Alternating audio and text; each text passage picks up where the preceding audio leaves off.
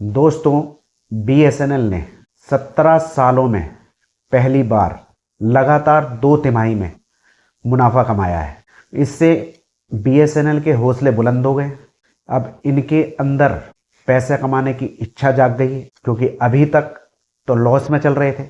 तो अब जब इच्छा जाग गई है तो सरकार ने बीएसएनएल को नया टारगेट दे दिया है, जिसको हम ये कह सकते हैं, कमाओ और टिके रहो। यानी कि अब टिके रहने के लिए कमाना पड़ेगा। तो क्या इससे आपके रिचार्ज प्लान भी महंगे होंगे? जानेंगे हम इस छोटी सी वीडियो में। नमस्कार दोस्तों, आपका मेरे चैनल पर स्वागत है। तो चलिए शुरू करते हैं।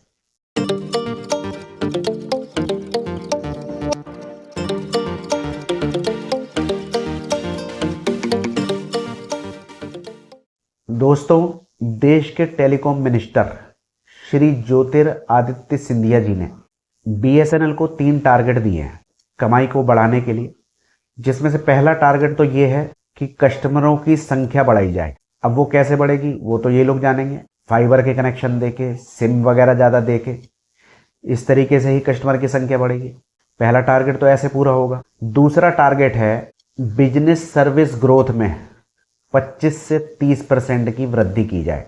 यानी जो कमाई हो रही है उसमें 25 से 30% की बढ़ोतरी होनी चाहिए। तीसरा टारगेट दिया है कि हर तिमाही में जो आंकड़े आते हैं उसमें खर्चा कम करो और कमाई ज़्यादा करो। यानी हर तिमाही में सरकार को प्रॉफिट चाहिए है।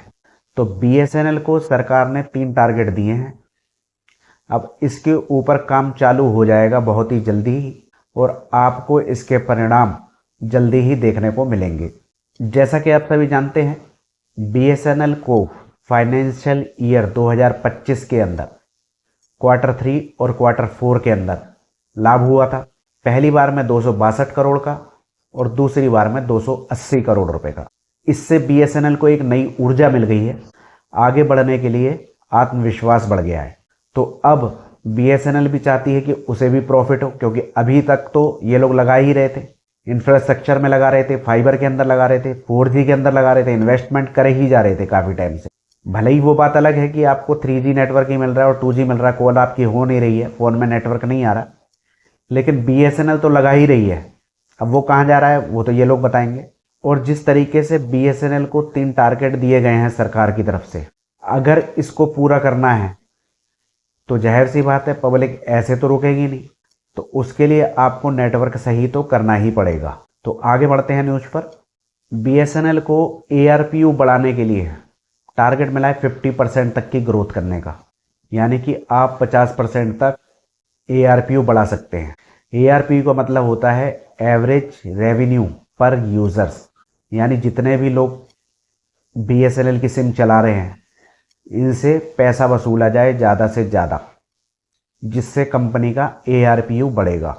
तो एआरपीयू बढ़ाने के 2 ही साधन होते हैं। या तो आपके रिचार्ज प्लान को महंगा कर दिया जाए, या फिर कोई प्रीमियम सर्विसेज मार्केट के अंदर लॉन्च की जाएं। ये 2 तरीके होते हैं। जैसे कि पहले के टाइम में आपने देखा होगा कि वोडाफोन का रेड करके एक अलग से पोस्टपेड प्लान आता था। एयरटेल वगैरह के भी इस तरह से प्लान आते हैं, प्रीमियम प्लान होते हैं जो। तो या तो प्रीमियम प्लान लॉन्च किए जाएं, जैसे कि आपको नेटफ्लिक्स साथ में दे दिया, और भी ओटीटी के कुछ दे दिए जाए साथ में। इस तरीके से कमाई को बढ़ाया जा सकता है। दूसरा तरीका है कि रिचार्ज प्लान महंगे कर दिए जाएं। अब अगर रिचार्ज प्लान को महंगा कर दिया जाता है तो जाहिर सी बात है जनता तो भाग जाएगी, क्योंकि भाई आपका नेटवर्क भी तो हो। अब जो सरकारी ऑफिस में लोग बैठे हुए हैं, उन्हें क्या पता कि जनता के पास नेटवर्क पहुंच रहा है या नहीं। वो तो पेपर में ओके दिखा दिया, वहाँ पे वो लोग चला नहीं रहे नेटवर्क, क्योंकि नेटवर्क चलाएंगे तो जनरेटर की तेल खत्म हो जाएगा और बत्ती का बिल आएगा। अब वो लोग अपनी तरफ से कंजूसी करते हैं। सरकारी डिपार्टमेंटों में तो यही होता है। नेटवर्क वाले ने पता नहीं नेटवर्क लगाया है कि नहीं लगाया, चेकिंग करने वाला कोई होता नहीं है। तो पहले भी इसी तरीके से बीएसएनएल का बंटाधार हुआ था। अब अगर ये लोग रिचार्ज प्लान महंगे कर देते हैं तो सबसे पहला फर्ज बन जाता है इनका कि सर्विसेज देना, कि आप 4G का रोल आउट कर दीजिए। अभी तक तो रोल आउट ही नहीं हुआ, टावर ही नहीं लगे, पता नहीं कितने हैं। पिछले दिनों न्यूज आई थी कि इनकी पेमेंट रुकी हुई है तो टावर ही नहीं लगे थे। तो दोस्तों, ARPU बढ़ाने के लिए BSNL अब एयरटेल और जियो की राह पे चल पड़ा है, यानी कि प्लान महंगे कर रहे हैं, सर्विस है नहीं। तो बहुत ही जल्द आपको BSNL के प्लान महंगे होते हुए दिखेंगे। तो अभी तो एकदम से नहीं होगा, हो सकता है पहले 4G को रोल आउट कर दें ये लोग, उसके बाद बढ़ाएं, क्योंकि अभी बढ़ा देंगे तो जनता और भग जाएगी। इनके पहले ही कस्टमर कम हो रहे हैं धीरे धीरे। और जो पहले मैंने आपको बताया था कि शुरू में सिंधिया जी ने जो टारगेट दिया है, सबसे ज़्यादा पहला टारगेट तो यही है कि कस्टमरों की संख्या बढ़ानी है। दूसरा 20 से 30% ग्रोथ करनी है। तो पहले संख्या बढ़ानी है, तो अगर कस्टमर को रोकना है तो प्लान सस्ते करने पड़ेंगे। अगर ये लोग मेरी वीडियो देख रहे हैं तो इनके लिए एक ये टिप्स है कि प्लान को सस्ता किया जाए, तो और ज़्यादा लोग आपसे जुड़ जाएंगे। दूसरा, नेटवर्क को सही किया जाए। नेटवर्क सही होगा तो ज़्यादा लोग जुड़ेंगे, आपकी कमाई वैसे ही बढ़ जाएगी, प्लान को महंगा करने की ज़रूरत नहीं पड़ेगी। तो जाहिर सी बात है, गवर्नमेंट भी ये बात जानती है।